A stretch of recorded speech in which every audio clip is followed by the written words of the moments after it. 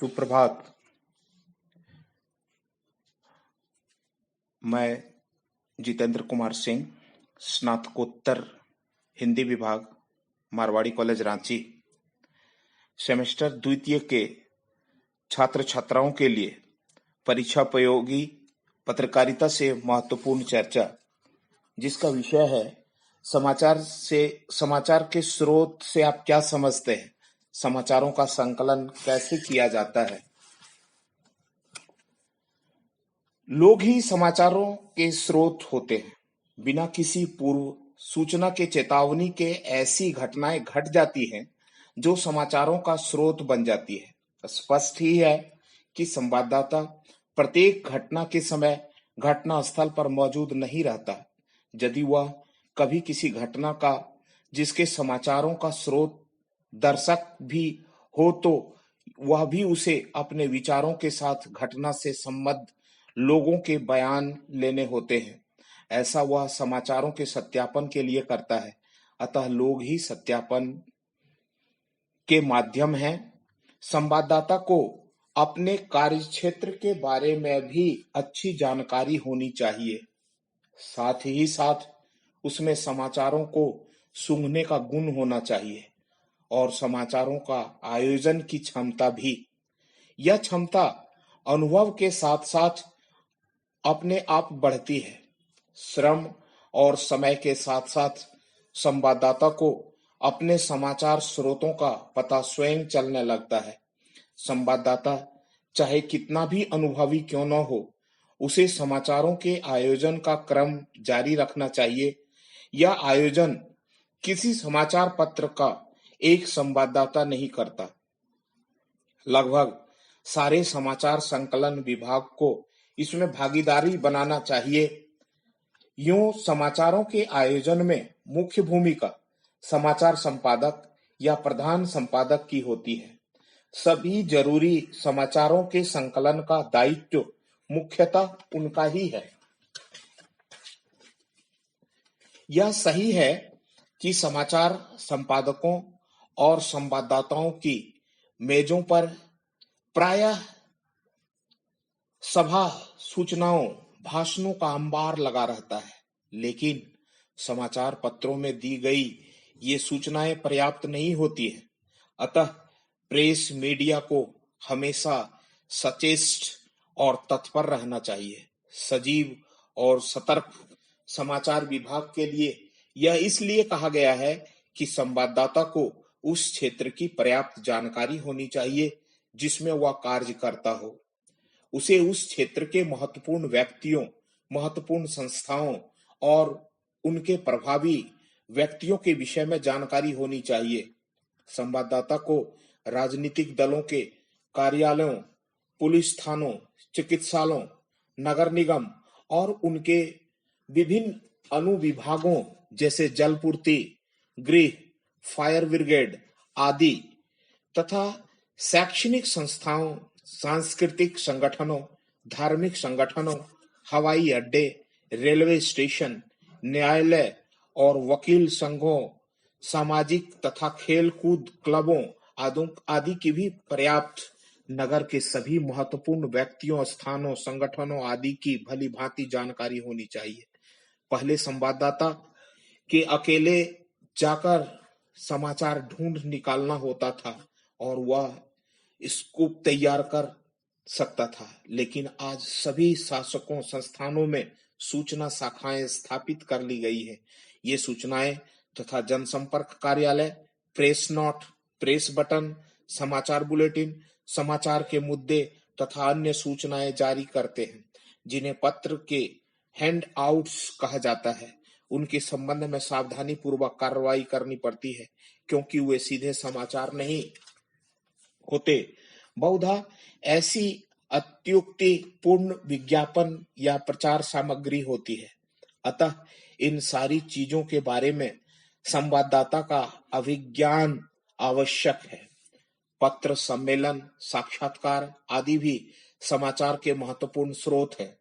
राष्ट्रपति केनेडी और प्रधानमंत्री जवाहरलाल नेहरू प्रेस कॉन्फ्रेंस में रुचि लेते थे।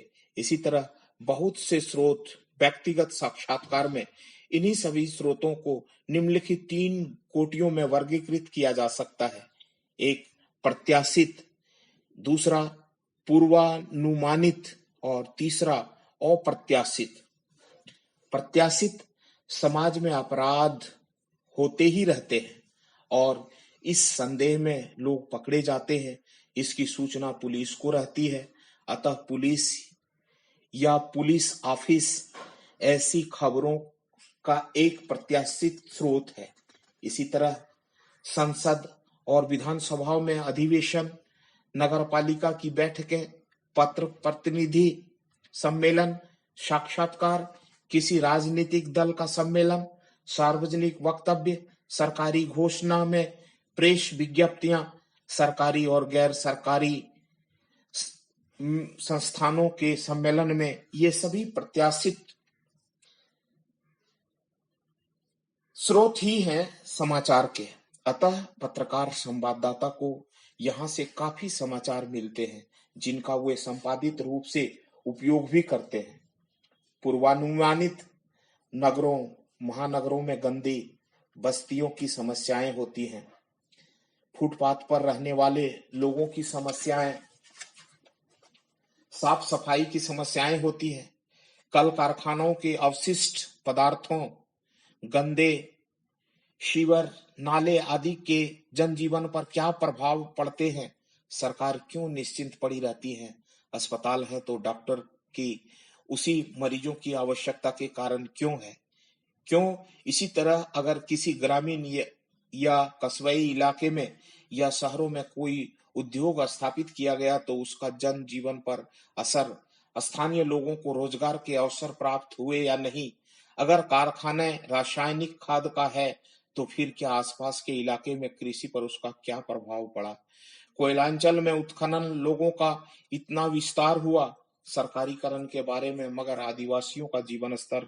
क्यों नहीं उठा या बदला तो फिर कितना।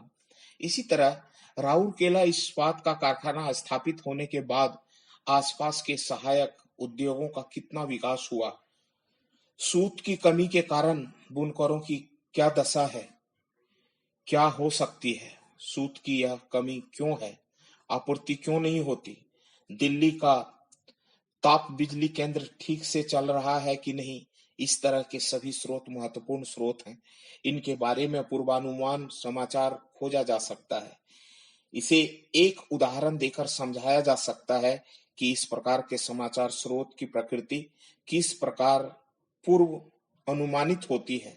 भागलपुर में विद्युत आपूर्ति की स्थिति बहुत खराब रहती है, लेकिन वहां सांप्रदायिक तनाव रहता है, इसलिए यह सहज अनुमान कर लिया जा सकता है कि धार्मिक अवसरों पर विधि व्यवस्था बनाए रखने के लिए अतिरिक्त रूप से बिजली की आपूर्ति होगी। इसी तरह जब 10-1-90 को मुख्यमंत्री जी भागलपुर रहे तो बिजली नहीं कटी। इस तरह के समाचार स्रोत की कल्पना तर्कशास्त्रीय होती है। जहां आग है वहीं कुआं वाली बात, जहां आग है वहीं धुआं वाली बात। अप्रत्याशित इस श्रेणी का समाचार पाने के लिए संवाददाता का अनुभव काम में आता है। अनुभवी और अच्छे संपर्क सूत्र वाले संवाददाताओं को इस प्रकार के समाचारों की खोज करना बहुत कठिन नहीं होता, लेकिन ऐसे समाचारों का अनुमान उसे पहले से कतई नहीं होता। इस कोटि के समाचार अक्सर अचानक ही मिल जाते हैं। संवाददाता जाता है किसी और समाचार के लिए, उसे सुराग मिल जाता है। ये खोजी पत्रकार होते हैं। इन्हीं संवाददाताओं के प्रभाव से आंख फोड़वा कांड जैसे गोपनीय समाचार का पर्दाफाश हो जाता है। उदाहरण के लिए आप संवाददाता हैं और आप समाचार की खोज में किसी मंत्री महोदय के कार्यालय गए। आपने पूछा कि अमुक व्यक्ति मंत्री से मिला था या नहीं। उसने बताया जाहिर है वह टाल रहा है। वह कैसे कहेगा कि हाजी मस्तान, चंद्रास्वामी, अदनाकर जैसे लोग आए थे। आपने कहा अच्छा मुलाकातियों का लिस्ट दिखाइए, तो उसमें आपके लिस्ट पकड़ा दिए। आपने देखा कि एक कुख्यात विधायक को दबोचा। कल आप मंत्री से मिले थे? नहीं तो विधायक छुप जाता है। अब आदमी खोज गति पकड़ती है कि जरूर दाल में काला है। अब विधायक को वह लिस्ट दिखा सकते हैं और यह भी बतला सकते हैं कि उसे सब मालूम है। तब विधायक कहता है कि उस पर पार्टी अनुशासन की ओर से किसी कार्रवाई की संभावना है कि उसने आलाकमान की आलोचना कर दी थी।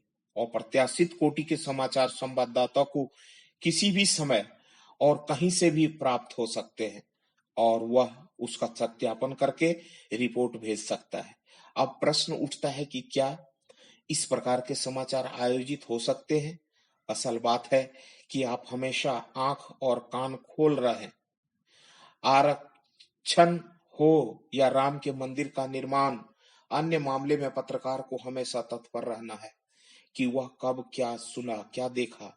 अगर वंदना वाजपेयी जैसी लड़कियां कहती हैं कि कुछ किया जाए, यानी यह युवा छात्र मान सकता है कि बस आंदोलन में शामिल सेना है, तो समझ लीजिए कि समाचार बनेगा, क्योंकि आप जानते हैं कि रिजर्वेशन का बिल आने वाला है।